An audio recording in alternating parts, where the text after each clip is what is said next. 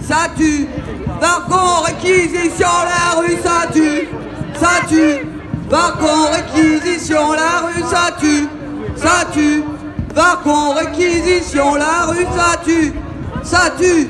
Wagon, réquisition, la rue, ça tue. Ça tue. Wagon, réquisition, la rue, ça tue. Ça tue. Wagon, réquisition, la rue, ça tue. Ça tue. Wagon, réquisition.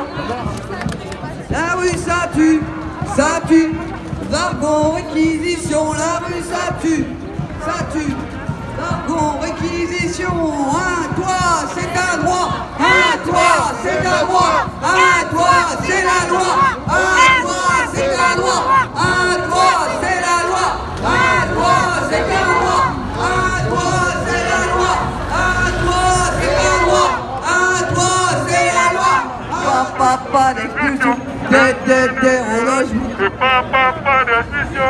Des relogement. Pas d'expulsion. Des relogement et pas d'expulsion. Des relogement et pas d'expulsion. Des relogement et pas d'expulsion. Des relogement et pas d'expulsion. Des relogement et pas d'expulsion. Des relogement et pas d'expulsion.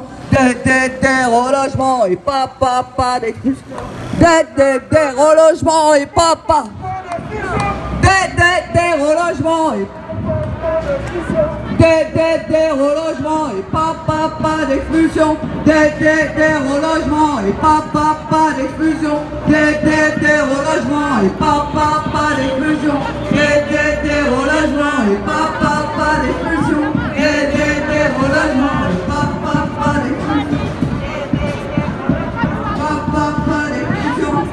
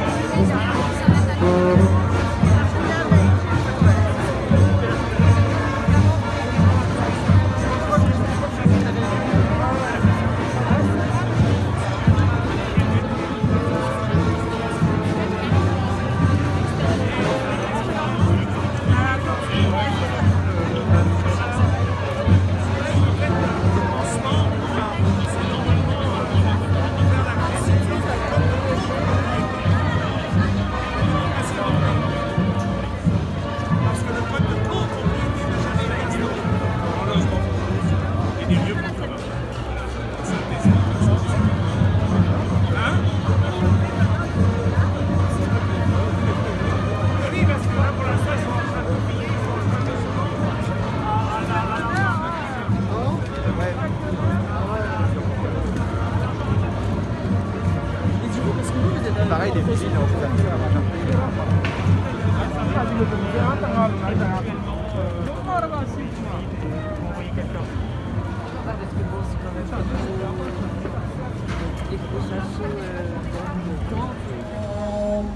Non, pas de maison. Pourtant, y a des solutions, des solutions. Emmanuel Macron, on n'a pas de maison. À quand la réquisition, réquisition? Emmanuel Macron, on n'a pas de maison. Pourtant, y a des solutions, des solutions. Emmanuel Macron, on n'a pas de maison. À quand la réquisition, réquisition? Il a menti. Parce qu'aujourd'hui, il y a des étudiants qui sont au service civique, qui sont en alternance et qui ont perdu plusieurs dizaines. Il n'y a pas d'argent pour la construction. Les jeunes architectes sortent des écoles, ils sont au chômage. Donc d'un côté, on a des gens qui veulent construire, d'un autre côté, on a des gens qui veulent se loger.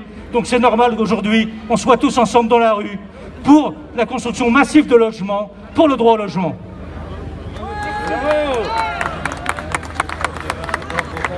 Oui, camarades, nous sommes passés, je dis camarades parce que nous sommes des camarades, nous sommes passés tout à l'heure devant la Samaritaine. Et la Samaritaine, elle appartient à Bernard Arnault, qui, il y a 3 ans, avait la modique fortune de 40 milliards d'euros. Et en 3 ans, il l'a doublé, il est passé de 40 à 80 milliards. Mais les 40 milliards supplémentaires, il ne les a pas gagnés, il les a volés. Volés. Voilà. Alors, le vrai pouvoir appartient à ces grands magnats, à ces grands milliardaires. Macron, ça n'est qu'une marionnette dont ces gens tirent les ficelles.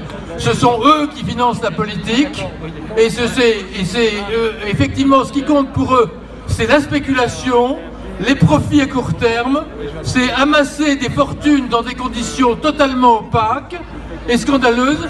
Ce sont des inégalités absolument indéfendables et ce qu'il faut espérer, c'est qu'un jour, on ait des pouvoirs publics qui prennent en charge l'ensemble des problèmes de la population et qui puissent accepter de consacrer notamment les crédits qu'on a vus quand on est passé à la Caisse des dépôts sur les quais de la Seine. On a vu qu'il y avait des centaines de milliards qui étaient disponibles pour des politiques de logement, des politiques d'environnement. Espérons qu'un jour on aura un gouvernement qui consacrera tous ses moyens à satisfaire les besoins essentiels de la population en logement, en environnement, en équipement.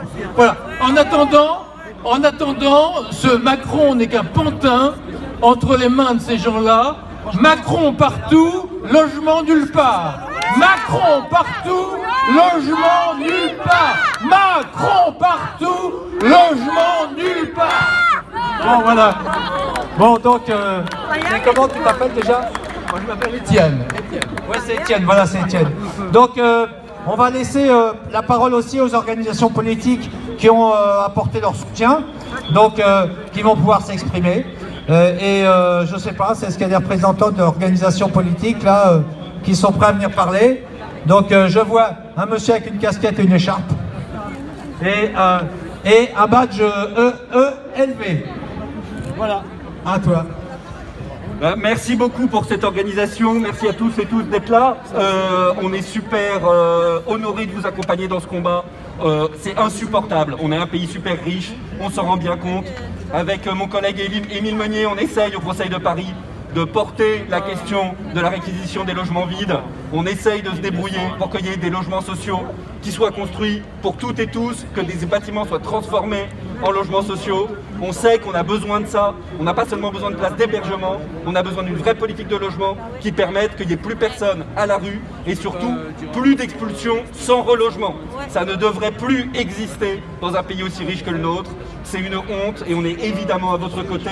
Et merci aux autres associations qui se mobilisent au quotidien parce que vous êtes essentiels. Nous, tout ce qu'on peut faire, c'est peser dans les assemblées tant qu'on n'est pas majoritaire. C'est vos mobilisations qui nous permettront d'avoir un peu de pouvoir. Donc merci à vous. Ok, merci. Donc là, 1400 personnes à Nantes, c'est ça?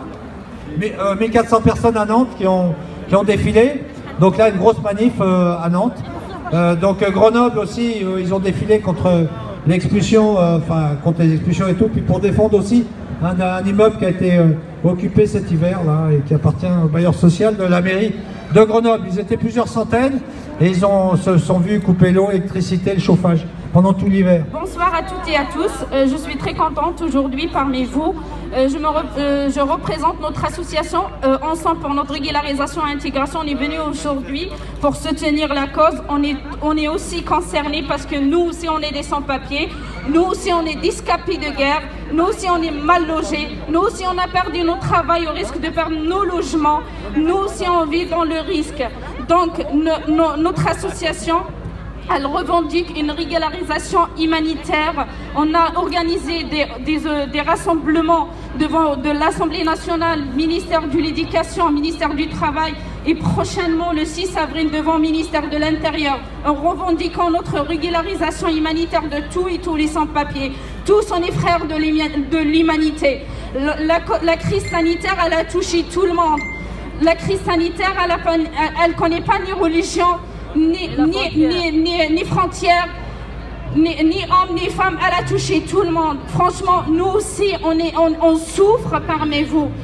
Parmi nous, il y a des travailleurs sans papier, il y a des enfants scolarisés avec les parents, ils ont besoin d'être régularisés et logés. Il y a parmi nous, ils ont mal logé dans les 115. Parmi nous qui vivent la souffrance et l'exploitation d'un patron voyou. Nous aussi, on est des victimes. On est aussi des êtres humains. Je vous invite toutes et tous, s'il vous plaît, venez soutenir notre cause le 6 avril, notre revendication, la régularisation humanitaire de toutes et toutes les sans-papiers. Merci. D'accord. Si le 6 avril, à 13h, devant le ministère de l'Intérieur. Merci. D'accord. Okay. Merci. Je m'appelle Adra, collectif des sans-papiers, migrants soyez régularisés. Aujourd'hui, on est là pour évoquer les droits des familles sans-papiers qui sont vraiment en galère. Dans des hôtels avec le 115, à Machel et d'autres associations. Voilà. Maintenant, avec la crise sanitaire, les familles sans-papiers, ils sont vraiment en vraie galère. Ils n'ont pas de cuisine, ils n'ont pas des salles de bain, ils n'ont même pas le droit d'être traités comme les êtres humains. Aujourd'hui, on est là pour évoquer les droits des sans-papiers. Vraiment, ils sont en situation trop difficile.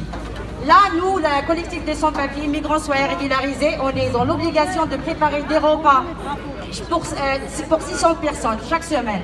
Avec les aides, bien sûr, des bonnes personnes. On a une association qui s'appelle Des bonnes personnes à Paris. Et là, nous, les familles, on prépare des repas pour des familles. Alors là, on demande à l'État qu'elle fait attention à des familles sans papier parce que c'est des êtres humains. Il y a des enfants qui meurent de faim, ici en France. Il faut visiter, il faut consulter les hôtels de 115. Il y a des harcèlements sexuels. Tous les soirs, il y a des familles célibataires qui sont logées avec le 115. Ils ne peuvent pas réclamer. Pourquoi? S'ils réclament aujourd'hui le 115, ils vont les virer. Ils vont virer directement les familles. On a vu des situations trop difficiles. Alors s'il vous plaît, il faut toujours penser aux familles des sans-papiers. Merci beaucoup. Merci.